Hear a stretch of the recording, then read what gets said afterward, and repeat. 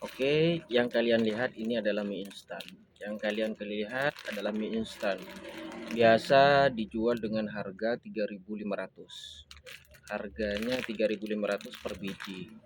Sedangkan kalau satu kardus itu harga kulanya adalah 115.000. 115.000. Jadi berapa hasilnya dari jualan mie ini?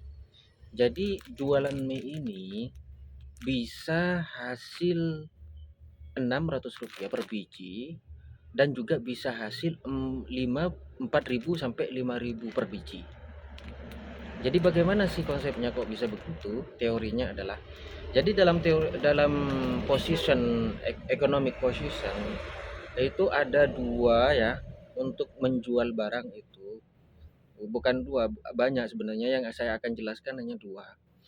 Jadi yang pertama yaitu the last meal production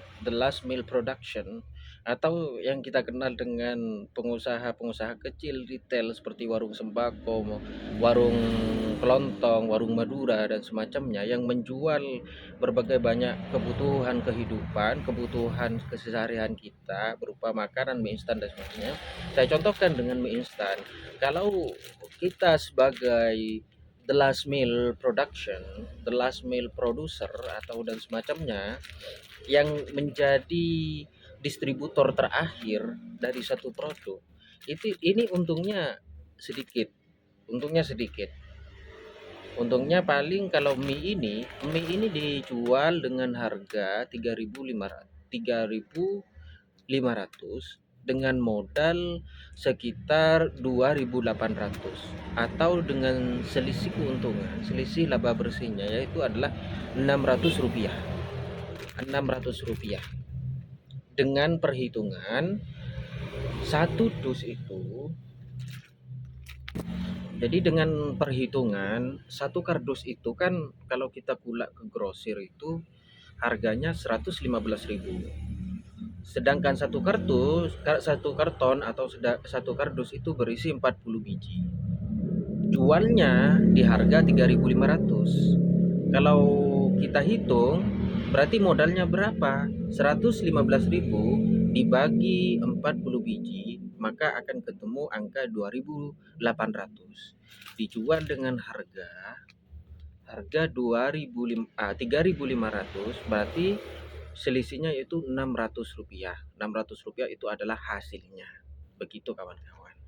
Jadi kalau kita menjadi the last meal production atau kita sebut juga the last meal producer atau pedagang terakhir istilahnya, distributor terakhir dari macamnya itu dari produsen yang membuat barang, kemudian dari pabrik itu dikirim oleh distributor pertama, kemudian nanti jatuhnya ke grosir ataupun retail. Grosir namanya agen yang menerima dari distributor pertama, kemudian dari agen atau dari grosir itu nanti diturun lagi ke the last mile production atau yang kita kenal dengan seperti warung-warung sembako ini adalah pedagang terakhir istilahnya. Jadi untungnya cuma Rp600. Rp600. Nah, bagaimana cara agar produk ini bisa menghasilkan 50% atau kita hitung lah yang biasanya Rp600 bisa hasil Rp5.000. Ya ini jadi kita harus menjadi prosesor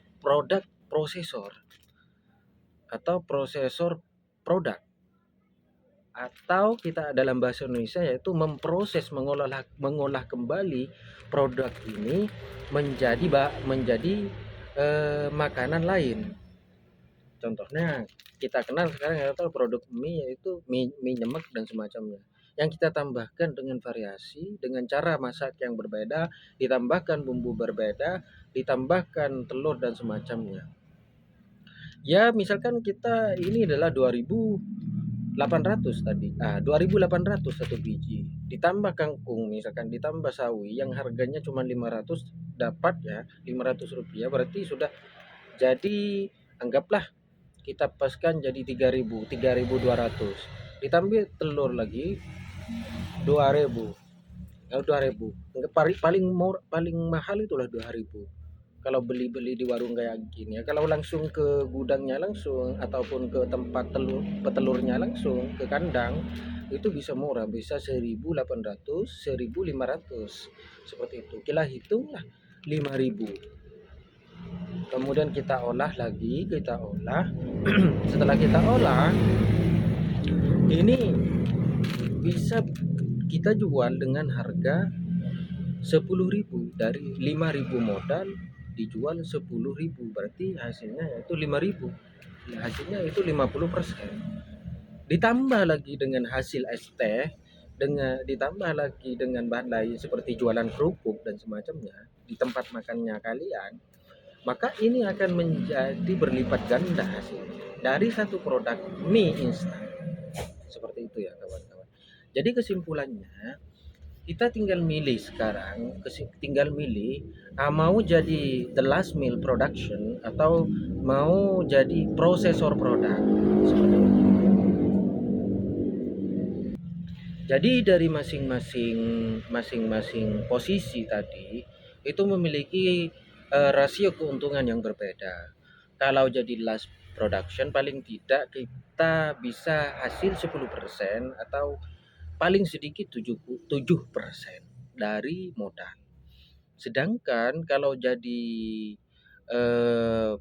tingkatan yang kedua, mau hasilnya itu lebih besar, mau sampai 40% sampai 50% hasilnya, maka kita harus naik ke tingkatan yang kedua, yaitu menjadi prosesor produk atau mengolah lagi produk makanan yang sudah ada di sekitar kita menjadi produknya kita, seperti itu. Atau kalau mau yang lebih besar lagi keuntungannya, kita menjadi produser. Dalam artian kalau bisa kita menyaingi mie sedap ini, misalkan buat produk seperti ini, misalkan mie atau produk-produk lain lah produknya sampean, atau buat dari tepung, ambil tepung experience misalkan, buat tepung, beli tepung, kemudian ambil bahan-bahan di sekitar kita, punya rebung, buat cari rebung misalkan, ataupun dari rebung dicampur dengan jadi kerupuk misalkan, rebung dicampur terigu jadi kerupuk misalkan. Kita dengan modal tepung yang sekilonya cuma 5.000 misalkan, kemudian rebung tidak usah beli, kita olah jadi kerupuk, kemudian kita jual satu kresek itu dijual 5.000. Satu kresek kan nggak mungkin kalau tepung 5.000 itu cuma jadi satu kresek kan ya, satu plastik aja pasti itu lebih banyak seperti itu. Karena yang saya tahu kalau kerupuk itu sampai satu plastik gede itu, plus satu plastik gede itu cuman sekilo tepungnya, seperti itu ya. Oke, demikian dulu ya kawan-kawan. Assalamualaikum warahmatullahi wabarakatuh.